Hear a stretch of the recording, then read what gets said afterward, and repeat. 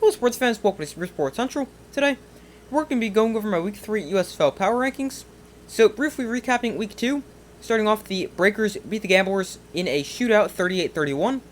The Stallions destroyed the Showboats 42-2. The Generals beat the Maulers 20-3. And finally, the Panthers beat the Stars 24-10. So, this week's rankings, at number 8, I've got the Maulers. So, they're sliding down one spot after a bad performance against the Generals, and a good performance by the Gamblers moves them up one spot, so a combination of those two sees the Gamblers at 7 and Maulers at 8. So for the Maulers, they need to figure out quarterback, whether it's James Morgan or Troy Williams. Neither of them have been that good this season, and the quarterback position has been holding back the offense. In fact, the Maulers have not scored an offensive touchdown yet this season. Now, defensively for the Maulers, they've been tremendous in each of the first two games. While they have given up over 20 points in each game, their defense has been pretty good in both those games. And now, if their offense was good, the Maulers could be a good team because of how good their defense is. It is really good, and it's the offense that's holding back this team. And the Maulers, after 2 losses to open up the season, they enter at number 8 in my power rankings. At number 7, I said it a minute ago, it is the Houston Gamblers. So they had a very surprising game as they put up 31 points in their loss to the Breakers. Their offense looked good, and quarterback Kenji Bahar was great, and he rebounded from a poor Week 1 performance as he had 266 passing yards and 3 touchdowns. Now, he also threw 3 interceptions, but it was still an improvement from the previous week. And with Bahar getting better, it also allowed the offense to get better and put up 31 points. Now, the Gamblers' offense could get even better as they still have standout running back Mark Thompson and star wide receiver Isaiah Zuber, both of which were inactive this past week but could play big roles in the offense once they start playing. Now, for the Gamblers, defensively, they were still brutal. They gave up 38 points this week and 29 points last week, and they could still use major help on the defensive side of the ball. But the good news is the Gamblers' offense could be really, really good, especially once they get Thompson and Zuber playing. And right now, the Gamblers still winless, but they come in at number 7. Number 6, we've got the Showboats.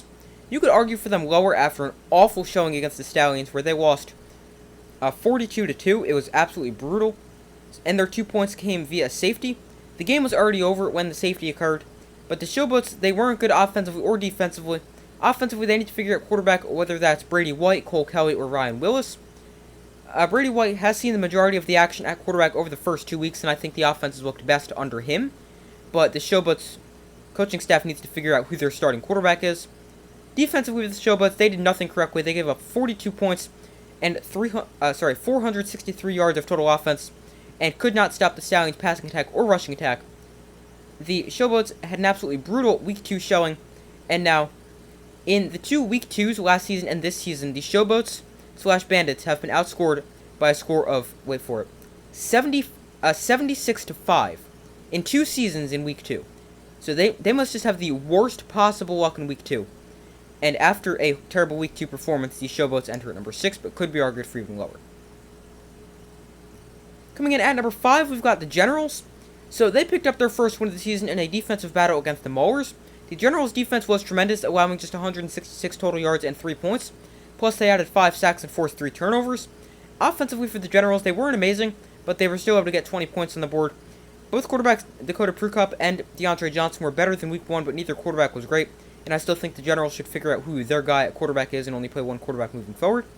But the Generals, they got their first win of the season with a 20-3 win over the Maulers, and now they face the undefeated Panthers next week. They come in at number 5. Number 4, we've got the Breakers. So they're undefeated and only at number 4. I could definitely understand the argument for having them higher. But the Breakers, they had a tremendous offensive performance, putting up 38 points in the win over the Gamblers. Running back Wes Hill had an outstanding game, as he had 110 rushing yards and 3 rushing touchdowns. Quarterback McCoy Bethel Thompson was good once again with 251 yards and 2 touchdowns. And tight end Sage Surratt had a breakout game with 121 yards and a touchdown. Now, defensively for the Breakers, they were not good, allowing 31 points to the Gamblers. Now, I thought the Breakers' defense was good after only allowing 15 points in Week 1 to the Maulers, but it turns out they only allowed 15 points because they were playing a terrible Maulers offense. So now the Breakers, they do need to figure things out defensively, but it's a good thing their offense has been really, very good to start the season, and they enter at number 4. Number 3, we've got the Philadelphia Stars. So they suffered their first loss of the season as they lost 24-10 to the Panthers. Offensively, they relied way too much on the pass game and quarterback Case Cookus, who didn't have his greatest game as he threw 2 interceptions. The run game was nearly non-existent as they ran for only 45 yards. And now, a big reason why the Stars weren't good offensively is their offensive line was absolutely atrocious. and they allowed 4 sacks, and they have now allowed 9 sacks on the season. And quarterback Case Cook has also suffered a knee injury when he got sacked near the end of the game. Now, we don't know much about the injury, but that could be a big blow to the Stars. And bottom line for the Stars offensively is they really, really need better offensive line play. Now, I still think the Stars are a really, really good team, especially if their offensive line can figure things out. So they will still come in at number 3, but it's going to be interesting to see how they perform next week. But they come in at number 3 in my power rankings. Number 2, we've got the Panthers. They've been the most surprising team through the first 2 weeks. They're 2-0 and have played very complete, balanced games in both weeks. Offensively for the Panthers this week, their run game was tremendous. The star running back Reggie Corbin ran for 131 yards and 2 touchdowns. And their defense was also once again outstanding as they allowed just 10 points and were led by a great pass rush, which had 4 sacks, including 1 from Breland Speaks, who now has 4 sacks in just 2 games this season. And the Panthers, they seem to be a very complete, balanced team and appear to be one of the best teams in the USFL. Now they play their first home game next week when they take on the Generals. I have the Panthers at number 2. And my number 1 team, absolutely no doubt in my mind, and I'm sure you guys' mind too, that the Stallions are the clear team to be a number 1 team in the USFL. They absolutely destroyed the Showboats by a score of 42-2. Quarterback Alex McGough was great and showed he's one of the top quarterbacks in the USFL. And even without Jamar Smith, the Stallions still have one of the top teams and offenses in the league. Alex McGough had 301 passing yards and 4 touchdowns, plus he added 32 rushing yards.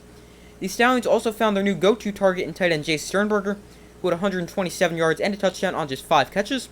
Now, the Stallions also ran the ball extremely effectively, as they ran for 172 yards and 2 touchdowns, averaging 5.7 yards a carry.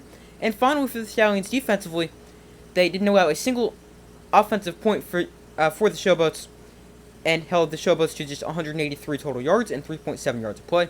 So, as I said before, the Stallions are the clear top team and team to beat in the USFL, and they are number 1 in my power rankings. So those are my Week 3 USFL power rankings. Thank you guys for watching. Make sure to like, subscribe, comment, turn on notifications to know most of upcoming videos. I do my best to post as often as possible. Let me know in the comments if you agree with my rankings, disagree, and why.